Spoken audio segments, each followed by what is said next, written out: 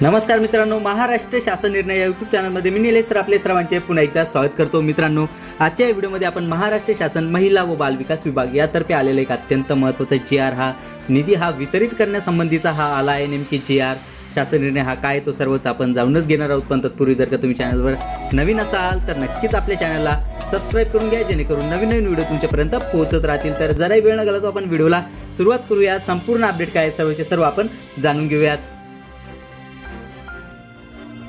सन 2025 ते 26 या वित्तीय वर्षासाठी महिलांकरिता समुपदेशन केंद्रे या योजनेसाठी निधी वितरित करण्याबाबत म्हणजेच मित्रांनो आपण या ठिकाणी पाहू शकता की 2025 ते 26 हे जे काही वित्तीय वर्ष आहे यासाठी महिलांकरिता समुपदेशन केंद्रे या योजनेसाठी निधी वितरित करण्याबाबतचा जो काही आहे तो अत्यंत महत्त्वाचा GR आहे। आपण या ठिकाणी पाहू शकता महिला व बाल विकास विभाग यातर्फे जो काही आहे तो अत्यंत महत्त्वाचा GR आला आहे। आपण या ठिकाणी शासन निर्णय क्रमांक पाहू शकता समुपदेशन 2025 प्रत क्रमांक 60 E 1152-289/10 असा आहे। आपण या ठिकाणी GR दिनांक पाहू शकता दिनांक 6 फेब्रुवारी 2026 म्हणजे की आत्ताचा अत्यंत महत्त्वाचा GR आहे। चला तर याबद्दलचे जे काही संदर्भ आहेत ते आता आपण पाहूयात। संदर्भ वित्त विभाग शासन परिपत्रक क्रमांक अर्थसंकल्प 2025 प्रत क्रमांक 44 अर्थ 3 दिनांक 7 एप्रिल 2025 असा पहिला संदर्भ आहे। यानंतरचा दुसऱ्या क्रमांकाचा जो काही संदर्भ आहे तो म्हणजे की महिला व बाल विकास विभाग शासन निर्णय क्रमांक समुपदेशन 2025 प्रत क्रमांक 60/10 दिनांक 14/7/2025 असा आहे। मित्रांनो, हे पण संदर्भ पाहिले आहेत। ॲक्च्युअल मधला जो काही शासन निर्णय आहे तो आता सर्व आपण जाणून घेऊयात।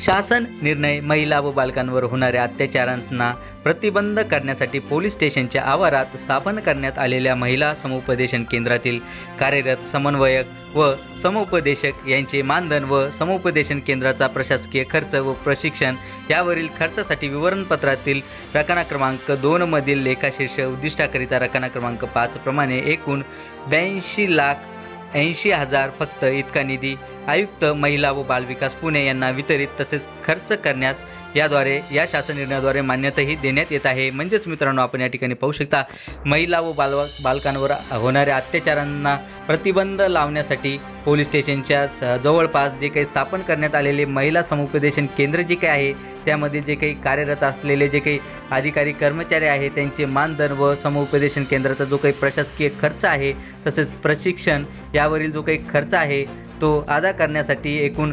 82,80,000 एवढा जो काही निधी आहे तो आयुक्त महिला व बाल विकास पुणे यांना वितरित करण्यास या शासन निर्णयाद्वारे मान्यताही देण्यात आलेली आहे। चला तर याबद्दलची आणखी अपडेट आपण खालील तक्त्यात समजून घेऊयात।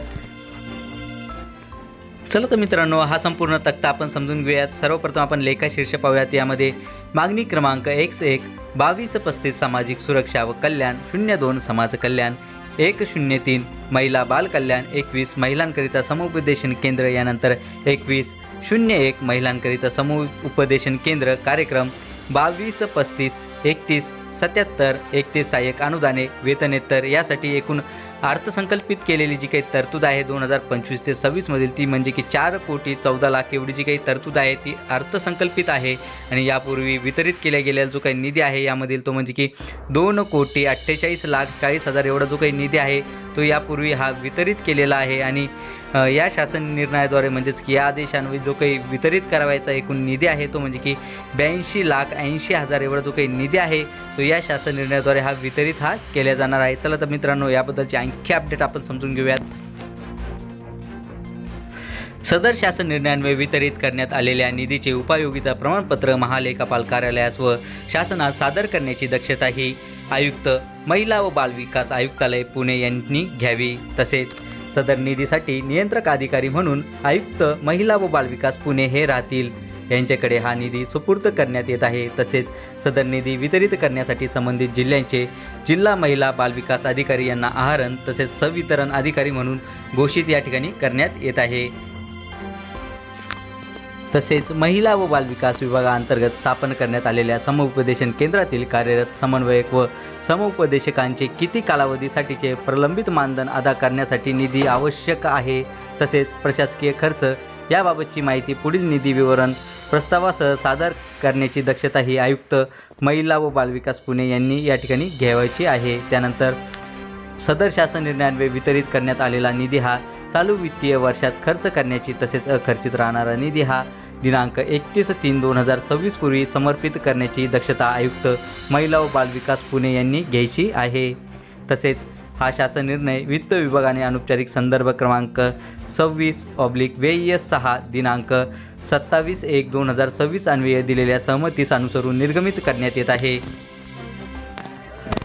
सदर शासन निर्णय हा महाराष्ट्र शासनाच्या www.maharashtra.gov.in या संकेतस्थळावर उपलब्ध करण्यात आला असून त्याचा संकेतांक हा 2026/02/06/11/5743/7830 असा आहे। म्हणजेच मित्रांनो, जर का तुम्हाला हा जो काही GR आहे, शासन निर्णय आहे, हा जर का तुम्हाला क्रॉस चेक किंवा डाउनलोड हा जर का करायचा असेल तर ही जी काही आपली महाराष्ट्र शासनाची ऑफिशियल वेबसाईट आहे, यावर जाऊन तुम्ही याबद्दलची सविस्तर PDF डाउनलोड करू शकता। चला तर मित्रांनो, आशा करतो की तुम्हाला हा जो काही GR आहे, शासन निर्णय आहे, हा सर्व समजलाच असेल आणि याबद्दलची जी काही नवीन अपडेट येत राहील ती नक्कीच मी तुमच्यापर्यंत पोहोचवत राहील। पण तत्पूर्वी जर का तुम्ही चॅनलवर नवीन असाल तर नक्कीच आपल्या चॅनलला सबस्क्राईब करून घ्या, जेणेकरून नवीन व्हिडिओ तुमच्यापर्यंत पोहोचत राहतील। तर चला तर मित्रांनो, भेटूयात पुढच्या व्हिडिओमध्ये असंच एक नवीन अपडेटेड GR सोबत। तोपर्यंत धन्यवाद।